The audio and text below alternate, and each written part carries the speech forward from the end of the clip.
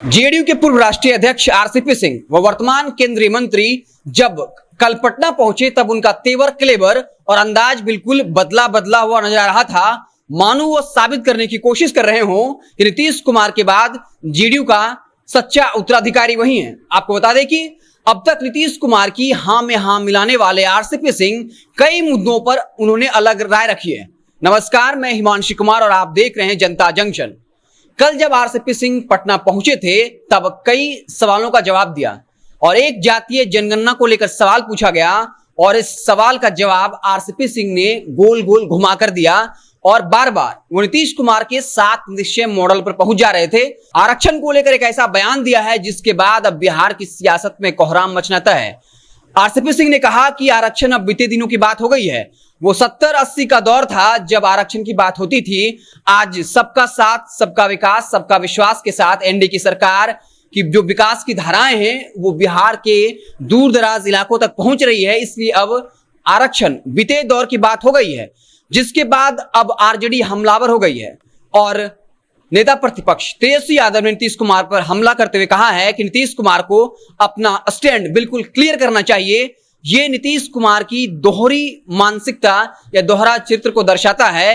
ये बताता है कि जेडीयू के पास ना कोई नीति है, ना सिद्धांत है। ये अवसरवादी राजनीति करते हैं, अवसर की राजनीति करते हैं, सिर्फ सत्ता पाने की राजनीति करते हैं। आपको बता दें कि आरसीपी के इस बयान के बाद अब कहीं ना कहीं जेडीयू को डिफेंड करना मुश्किल होगा, क्योंकि एक तरफ जहां नीतीश कुमार प्रधानमंत्री मोदी को पत्र लिख चुके हैं जातीय जनगणना को लेकर, बार बार ये सवाल उठ रहे हैं कि प्रधानमंत्री ने पत्र का अभी तक जवाब नहीं दिया है।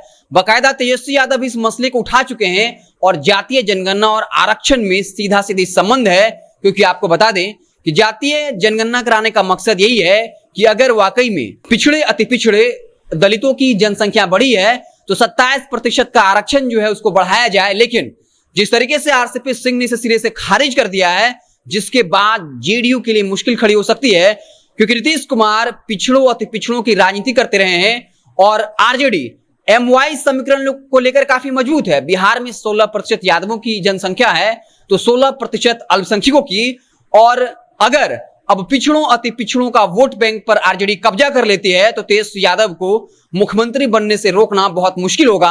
आपने 2020 के विधानसभा चुनाव में ही देखा होगा कि तेजस्वी यादव ने कैसे एनडीए के लिए मुसीबत खड़ी कर दी थी। हालांकि काफी नजदीकी मुकाबलों से तेजस्वी यादव मुख्यमंत्री बनते बनते रह गए थे। आपको बता दें कि बिहार में पिछड़ी और अति पिछड़ी जातियों की आबादी 60% है, दलितों की आबादी 16% है, इसके साथ ही साथ अल्पसंख्यकों की आबादी 16% है। यानी कुल मिला दें तो 90% के आसपास यह आंकड़ा पहुंच जाता है। इसलिए तमाम सियासी पार्टियां जातीय जनगणना को लेकर बहुत ही उत्सुक है। चाहे वो बिहार में बात करें तो कोई भी इसको लेकर मना नहीं कर रहा है।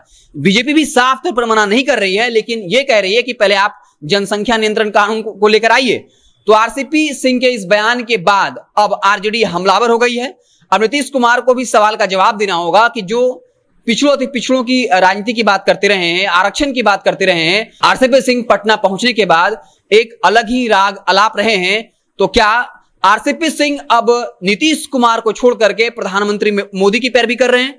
आपको बता दें कि इस मसले पर भी आरसीपी सिंह से सवाल पूछा गया कि नीतीश कुमार ने प्रधानमंत्री मोदी को पत्र लिखा है और प्रधानमंत्री मोदी ने जवाब नहीं दिया है।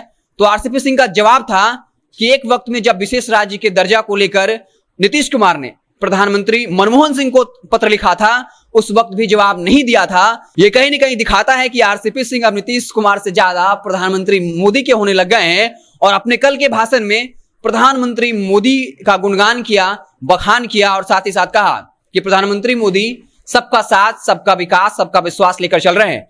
तो बिहार की सियासत में आरसीपी सिंह जो अलग राग अलाप रहे हैं उससे बिहार की सियासत किस तरफ जाएगी, और खास करके जो आरक्षण पे एक विवादित बयान दिया है इसको लेकर अब आरजेडी और हमलावर हो जाएगी।